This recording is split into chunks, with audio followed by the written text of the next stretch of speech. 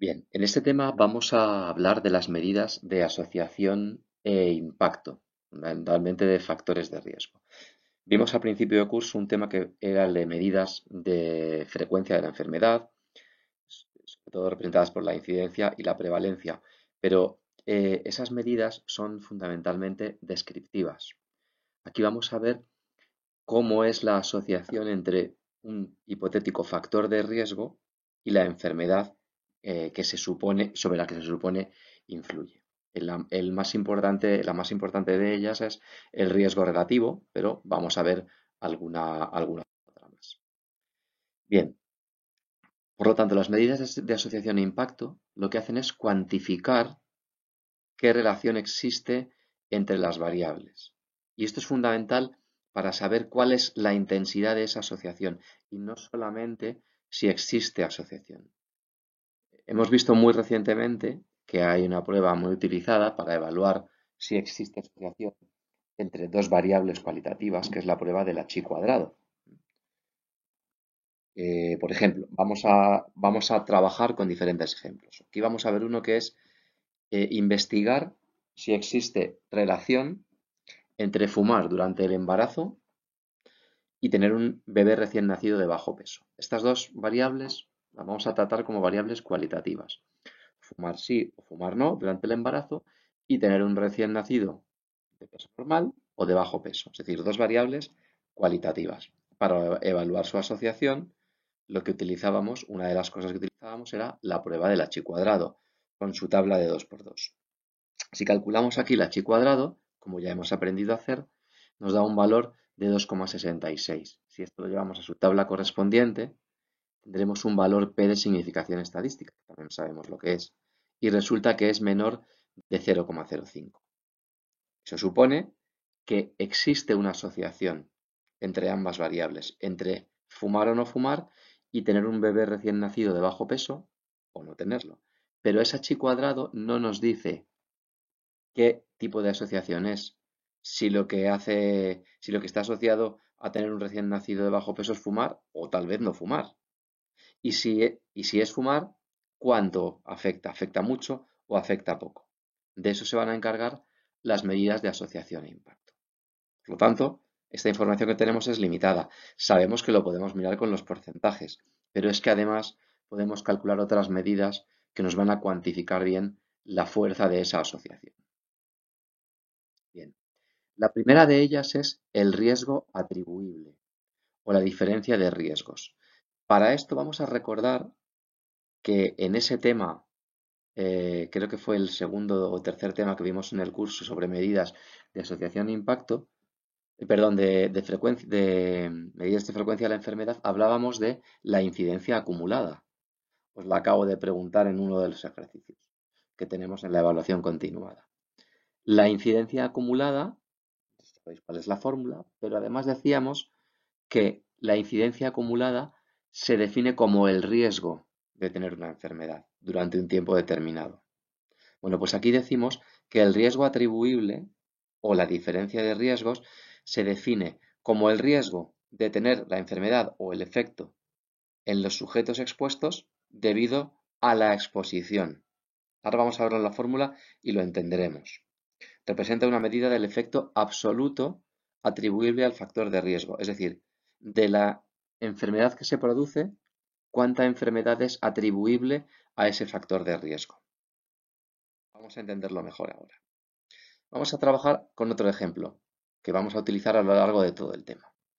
Resulta que estamos investigando los efectos de las radiaciones ionizantes, que sabemos que son un factor de riesgo para determinadas enfermedades y en este caso queremos saber si las radiaciones ionizantes tienen algún tipo de efecto sobre la leucemia, sobre un tipo de leucemia. Hacemos una serie de estudios y calculamos la incidencia acumulada de leucemia durante un año, por ejemplo, en personas que están expuestas a radiaciones ionizantes. Y obtenemos que esa incidencia es de 15,8 casos de leucemia por cada 100.000 personas expuestas. Eso es una incidencia acumulada, por lo tanto es un riesgo.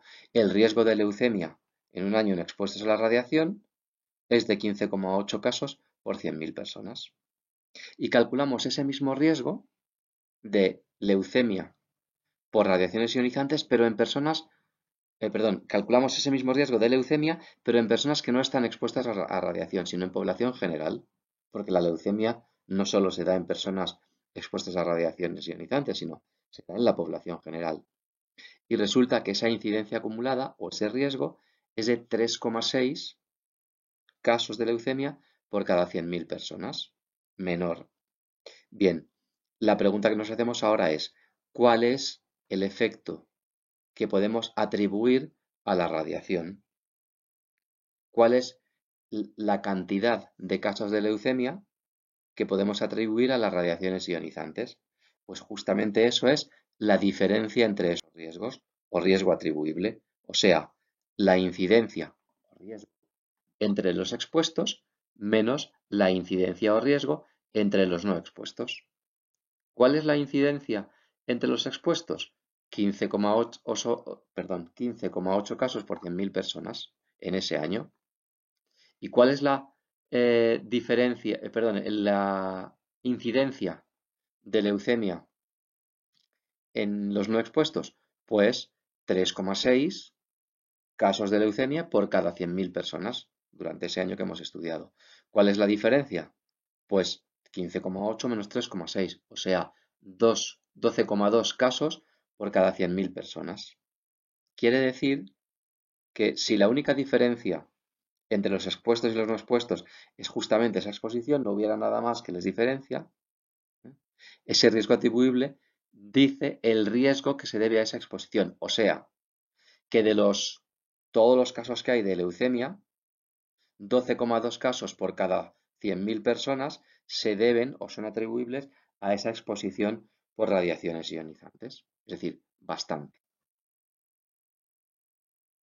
Vamos a calcularlo ahora también el riesgo atribuible o la diferencia de riesgos en el primer ejemplo que vimos al empezar el tema.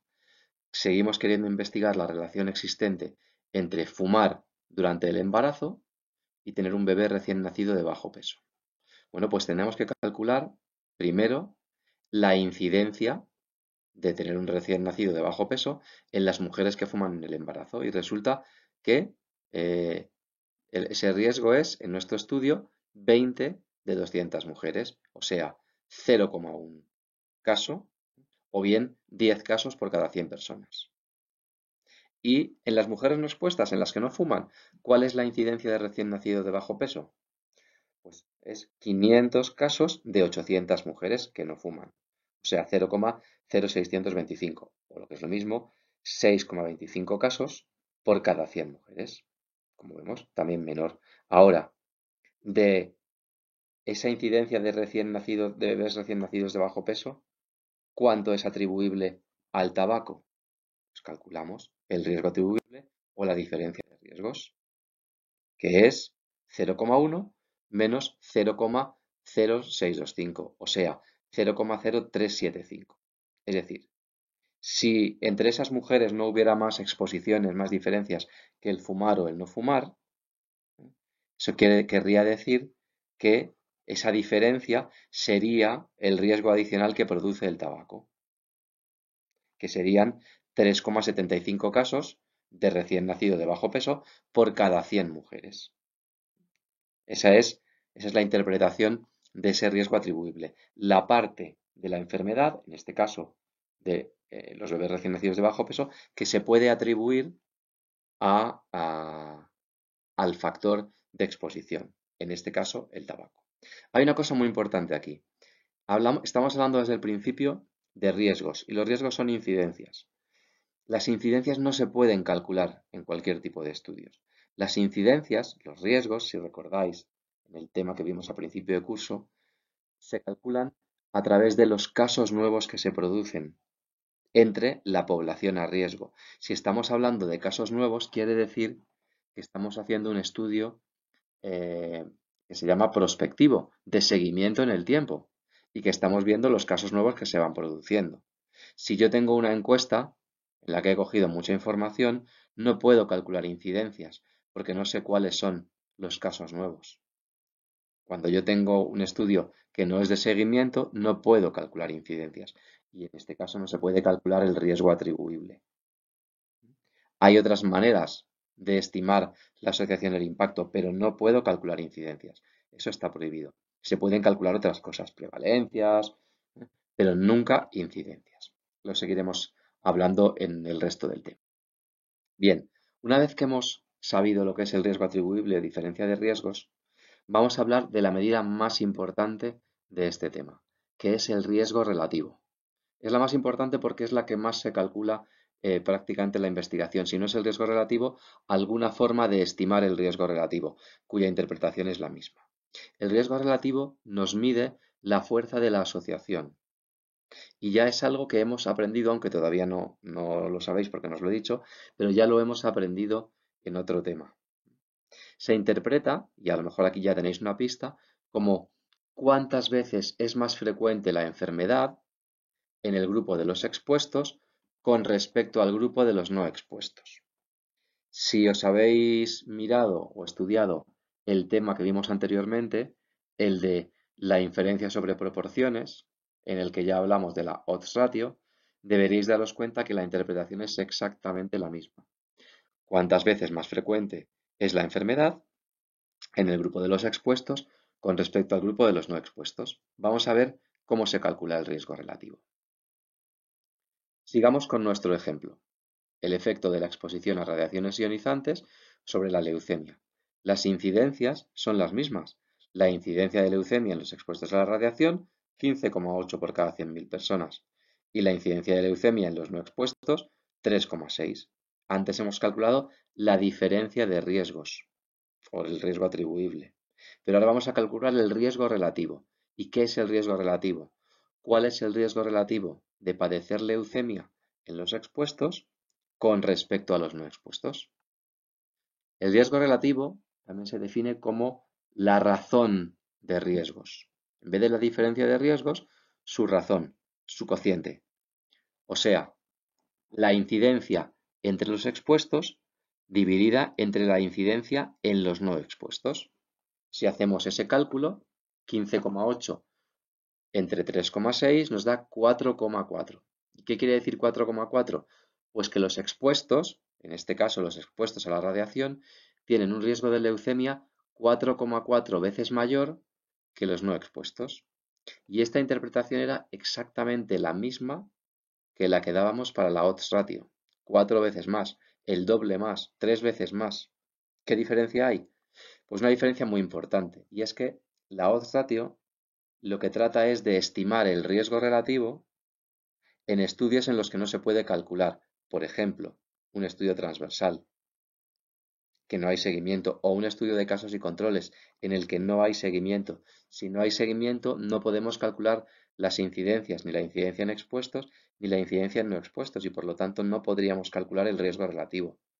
¿Qué hacemos? Lo estimamos a partir de otra cosa. ¿De qué otra cosa? De la odds ratio. La odds ratio es una estimación, un acercamiento, una aproximación al riesgo relativo en estudios en los que el riesgo relativo no se puede calcular por su propio diseño. Pero la interpretación es exactamente la misma. ¿Cuántas veces es más frecuente la enfermedad en los expuestos que en los no expuestos? El riesgo atribuible, la diferencia de riesgos que hemos visto antes, la hemos entendido, o repasarla, pero tiene un problema y es que no es una medida de la asociación muy intuitiva. El decir que los casos de leucemia atribuibles a la radiación son 12,2 por cada 100.000 no nos resulta tan útil como saber que estar expuestos a la radiación tiene un riesgo 4 veces mayor o 4,4 veces mayor de tener leucemia que no estar expuesto a la radiación. Que eso es mucho más fácil de entender cuando algo es el doble o el triple o 4 veces más o 10 veces más. Por eso el riesgo relativo es tan importante en los estudios de investigación, tan útil y tan intuitivo. Y por eso es lo más importante que vemos en este tema. Vamos a calcularlo también en el otro estudio, en el estudio de el tabaco en el embarazo y tener un bebé recién nacido de bajo peso. Las incidencias, las mismas de antes, no varían. 0,1 en las mujeres fumadoras y 0,0625 casos de recién nacidos de bajo peso por cada mujer no fumadora. O 10 casos por cada 100 mujeres o 6,25 casos por cada 100 mujeres, como lo queráis expresar. Bien, en vez de calcular la diferencia de riesgos, vamos a calcular el riesgo relativo, la razón de riesgos. Y eso da 1,6, 1,60. La interpretación, igual que antes, las mujeres que fuman durante el embarazo, las expuestas al tabaco, tienen un riesgo de tener un bebé recién nacido de bajo peso 1,60 veces mayor, 1,6 veces mayor que las que no están expuestas al tabaco. Cuando el riesgo relativo está entre 1 y 2, ¿eh? Pues se puede también expresar de la siguiente manera. La incidencia de recién nacido de bajo peso es un 60% mayor en las expuestas al tabaco que en las no expuestas. Si el riesgo relativo fuera 2, diríamos que el riesgo es el doble. ¿Cuándo es un riesgo es del doble? Pues cuando es del 100%, un 100% mayor. Bueno, pues 1,6 es un 60% mayor. He dicho cuando el riesgo relativo está entre 1 y 2, porque si el riesgo relativo es 2,5, diríamos que el riesgo es un 150% superior. Y eso, un 150%, se puede entender, pero estrictamente no es riguroso. Son formas de expresarlo. Lo más fácil es decir que el riesgo se multiplica por el riesgo, perdón, que sí que el riesgo de la enfermedad, que la incidencia de la enfermedad se multiplica por el riesgo relativo, por 1,6 o por 2,5 o por lo que sea. Por lo tanto, la interpretación del riesgo relativo exactamente la misma que la de la odds ratio, que como hemos dicho antes, la odds ratio es una forma de estimar el riesgo relativo cuando por el diseño de nuestro estudio no podemos calcular incidencias y por lo tanto no podemos calcular el riesgo relativo. Las propiedades del riesgo relativo son las mismas que las de la odds ratio que ya hemos estudiado.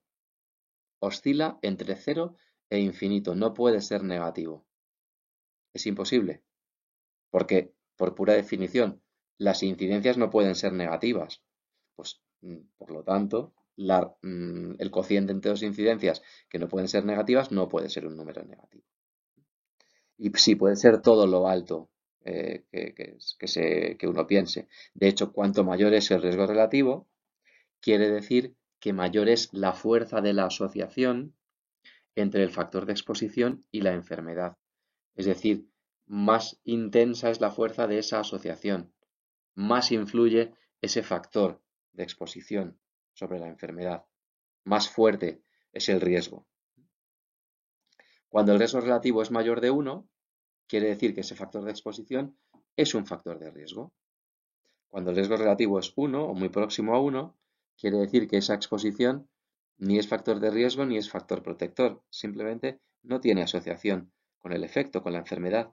Y si es menor de 1, o sea, si está entre 0 y 1, la exposición no es un factor de riesgo, sino un factor protector, porque el riesgo se multiplica por 0, algo. Y eso quiere decir que disminuye. A lo mejor estamos estudiando un factor de exposición que creemos que es un factor de riesgo y resulta que el riesgo relativo sale menor de 1. Y estábamos completamente equivocados. Ese factor de exposición no solo no es de riesgo, sino que encima es un factor protector. ¿Qué pasa?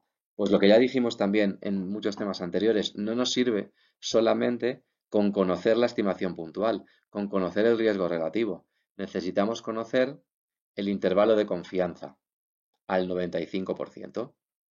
Por ejemplo, si tenemos un riesgo relativo de algo que sea 2, es decir, el riesgo de enfermedad es 2 veces mayor en los expuestos que entre los no expuestos, necesitamos conocer el intervalo de confianza al 95%. Se calcula en este caso con la fórmula que tenéis ahí. Es muy sencillo. Es 1 más menos un estadístico de contraste, que es el z sub alfa medios, porque sigue una distribución normal dividido por el h cuadrado. No hace falta que sepamos esta fórmula. Simplemente sabemos que se calcula así y que eso lo podemos en algún libro. Lo que sí sabemos es que nos sale un intervalo de confianza con dos límites, inferior y superior, de 1,20 a 3,33. Y tenemos que preguntarnos si ese intervalo de confianza nos habla de un riesgo relativo significativo o no. Y recordamos que cuando el intervalo de confianza no incluye el valor nulo, entonces ese riesgo relativo es significativo. Y si hiciéramos un contraste de hipótesis, el valor P sería menor de 0,05. Y hemos de recordar que el valor nulo del riesgo relativo, al igual que pasaba con la odds ratio, no es 0, sino 1. Porque cuando el riesgo se multiplica por 1, entonces no cambia. Entonces no hay efecto. Bueno, pues cuando el 1 está incluido en el intervalo de confianza, entonces ese riesgo que hemos hallado no es significativo y no podemos considerarlo. Se habrá dado por azar, porque la muestra es muy pequeña, por lo que sea. En este ejemplo, el intervalo de confianza va de 1,20 a 3,33. No incluye el 1, no incluye el valor nulo. Diremos que con un nivel de confianza del 95%, el riesgo de tener la enfermedad que estamos estudiando está entre 1,2 y 3,3 veces más en los expuestos que entre los no expuestos. Como veis, la misma interpretación que la odds ratio. Lo que pasa es que se calcula de manera diferente. ¿Por qué? Porque está hecho en un estudio diferente. Siempre es mejor el riesgo relativo. Quiere decir que si podemos calcularlo, que estamos haciendo un estudio de seguimiento, un estudio prospectivo, que es mejor. Fijaos, aquí tenemos tres ejemplos de tres factores de exposición de una enfermedad que cada uno tiene un riesgo relativo diferente. El factor que está más arriba tiene un riesgo relativo de 3. Parece bastante fuerte la asociación. Los expuestos tienen 3 veces más riesgo de tener la enfermedad que los no expuestos. El segundo factor tiene un riesgo relativo más bajo, 1,5. Una asociación más débil. Los expuestos tienen un riesgo 1,5 veces mayor que los no expuestos de tener la enfermedad. Y el tercer factor tiene un riesgo relativo de 1,1. O sea, que los expuestos tienen un riesgo de tener la enfermedad 1,1 veces mayor que los no expuestos. Una fuerza de la asociación más baja. Pero tenemos que calcular sus intervalos de confianza. Esto es fundamental, si no tenemos la información incompleta. Y si los calculamos, ¿qué pasa? Bien, pues en el de abajo vemos que el intervalo de confianza incluye el 1, que es la línea vertical que tenéis ahí. Por lo tanto, ese riesgo relativo de 1,1 no es significativo. Ha dado 1,1 como podía haber dado 0,9 o 0,95 o podía haber dado 1. No hay asociación. No hay mayor riesgo ni protección. Y fijaos en los otros dos. Curiosamente, el factor que tiene menor fuerza de la asociación sí que tiene un intervalo de confianza que no incluye el 1, que por lo tanto ese riesgo es estadísticamente significativo, mientras que en el factor de arriba, que tenía una fuerza de la asociación mucho mayor, 3, pues resulta que al calcular el intervalo de confianza, este incluye el 1. Por lo tanto, esa asociación tan fuerte, tan intensa, no es significativa. Tal vez se ha hecho una muestra muy pequeña y por eso sale así. Por lo tanto, aquí queda demostrado por qué no solo nos vale tener el riesgo relativo, sino que debemos calcular siempre, siempre el intervalo de confianza para saber si esa asociación, sea más fuerte o más débil, es estadísticamente significativa. Ahí tenéis los intervalos de confianza y efectivamente veis que en el de arriba y en el de abajo el intervalo de confianza incluye el 1, mientras que en el del centro no lo incluye, va de 1,10 a 1,90. Siempre hay que calcular el intervalo de confianza al 95%. Bien, hemos visto ya riesgo atribuible y riesgo relativo. El más importante, el riesgo relativo. Pero ahora vamos a ver otras dos formas de medir el impacto de un factor de exposición, que son las proporciones atribuibles. En primer lugar, la proporción atribuible en expuestos. También podréis verla en libros como porcentaje de riesgo atribuible o fracción etiológica del riesgo. Se define como la proporción de los efectos producidos por la exposición en el grupo de los expuestos. Fijaos, I sub 1 menos I sub 0 es el riesgo atribuible, ¿no? La diferencia de riesgos. Pero ¿cuál es esa diferencia de riesgos? Solo en el grupo de los expuestos. Y nos va a decir, ahora lo veremos en la fórmula para entenderlo bien y con ejemplos, qué porcentaje de los casos en el grupo de expuestos, podríamos prevenir si elimináramos esa exposición. Veamos los ejemplos y lo entenderemos. Volvamos a nuestro ejemplo de cabecera. Queremos conocer el efecto de la exposición a las radiaciones en la leucemia. Y las incidencias son las mismas.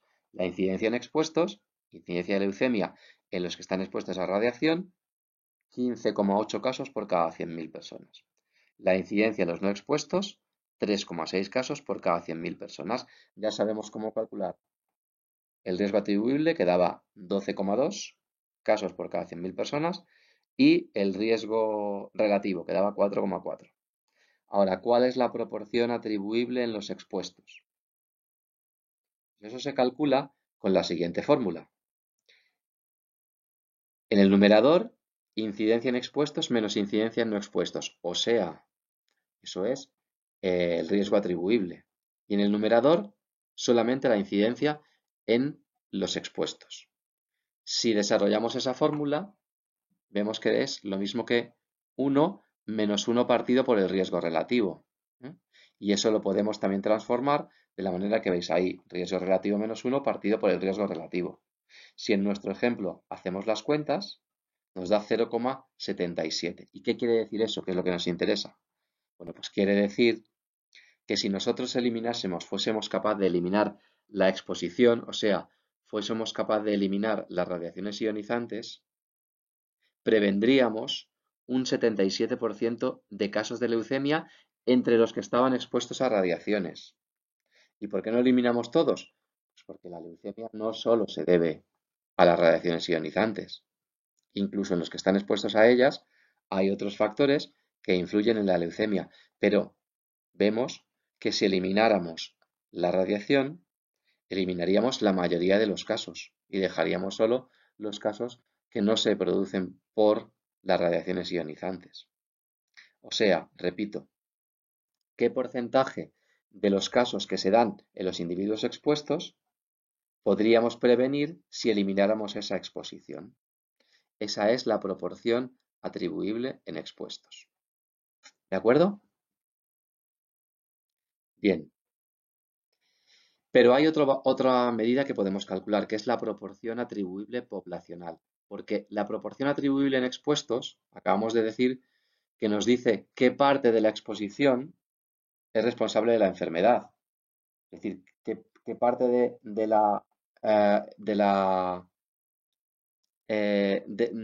cuánto de la leucemia es atribuible a las radiaciones ionizantes, pero solamente en las personas que están expuestas a esas radiaciones ionizantes. Yo querría saber lo mismo, pero para toda la población. Si yo elimino las radiaciones ionizantes de la circulación, ¿cuántos casos de leucemia voy a prevenir? No solo en los que están expuestos a radiaciones, sino en toda la población.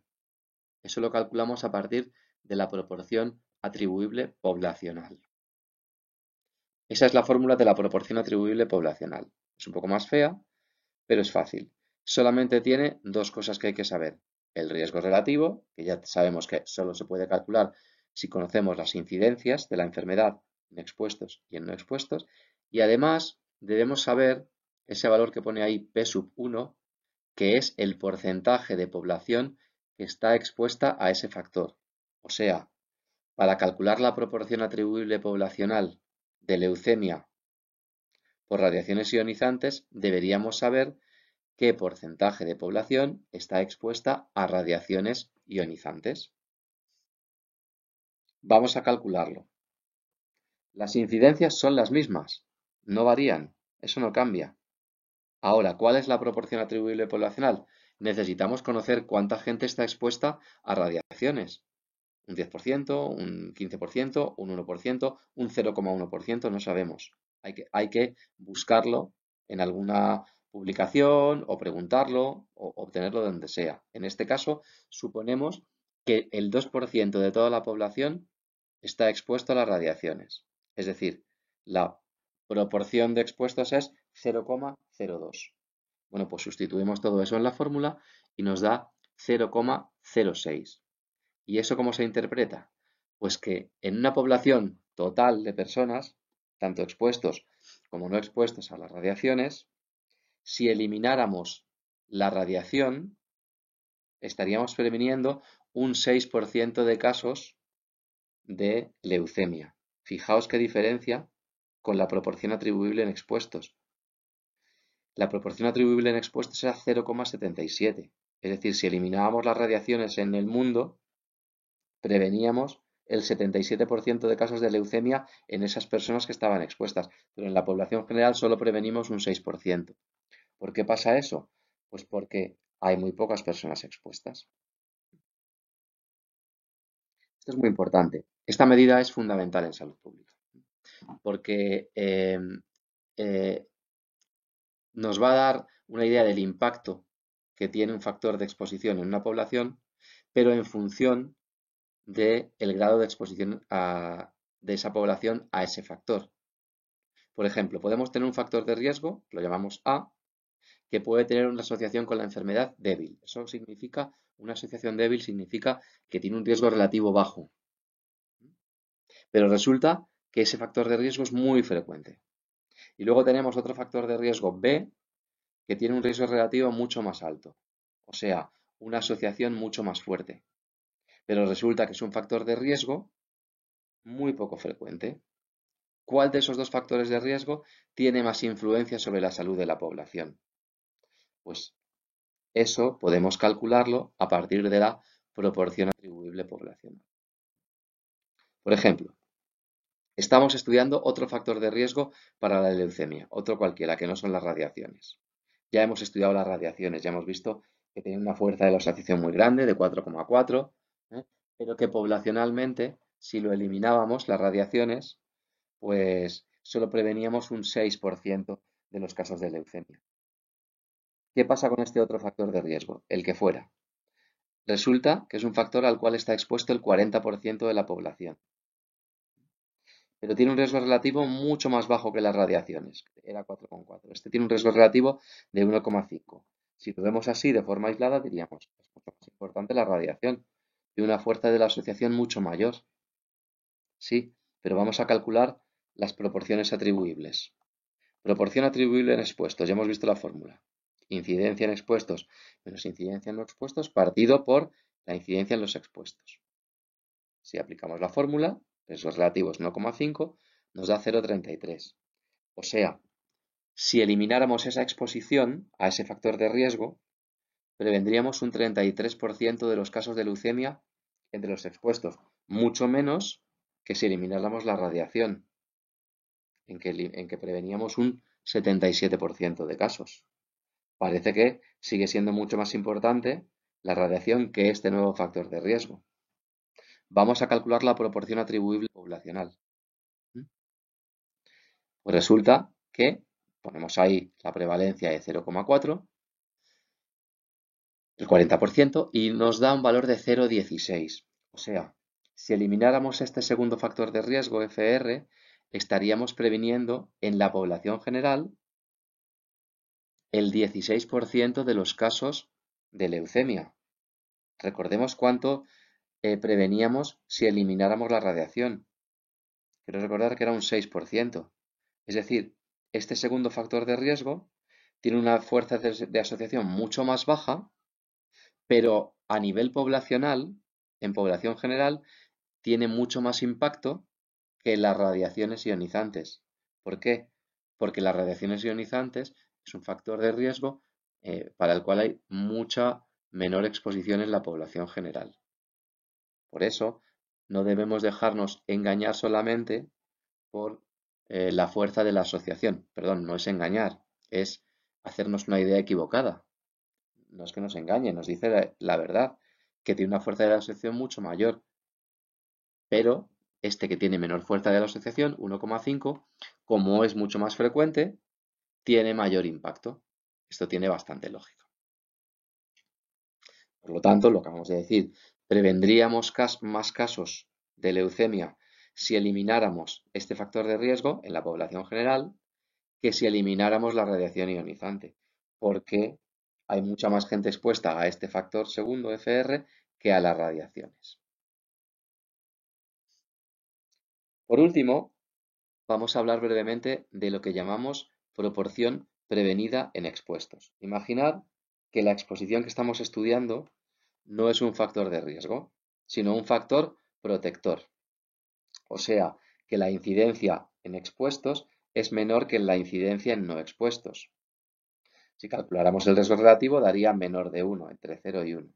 Bueno, pues también podemos calcular la proporción prevenida en expuestos, que se calcula con esa fórmula tan sencilla. Es la proporción de casos prevenidos del total de casos prevenibles por la exposición, o sea, 1 menos el riesgo relativo. Vamos a verlo en un ejemplo. Tenemos un estudio en el que estamos investigando la varicela y la vacuna contra la varicela y estamos probándola. Entonces, vacunamos a unos niños contra la varicela y a otros no. Y en todos hacemos un seguimiento y vemos cuántos casos de varicela hay. Resulta que en el grupo de los expuestos, o sea, en los vacunados, la incidencia de varicela es 0,0075 casos por cada niño. Es decir, sería unos 75 casos por cada 10.000 niños vacunados. Y la incidencia en los no expuestos sería de 650 casos por cada 10.000 niños, en este caso no vacunados. Si calculamos el riesgo relativo, incidencia en expuestos, recordemos, expuestos porque la vacuna es la exposición. Ese es el factor de exposición.